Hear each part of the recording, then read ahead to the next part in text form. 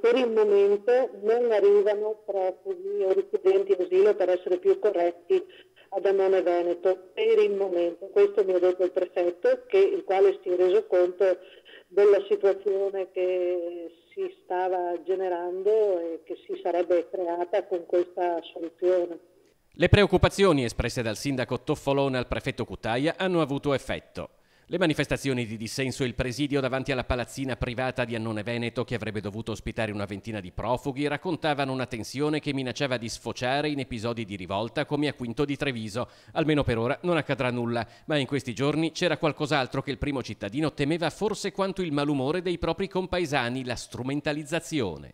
Quando vedo che tra le persone che sono così, che si esprimono, ci sono anche persone che non sono del mio comune, allora lì mi chiedo se è una solidarietà pura e semplice per una posizione o se ci sia dell'altro.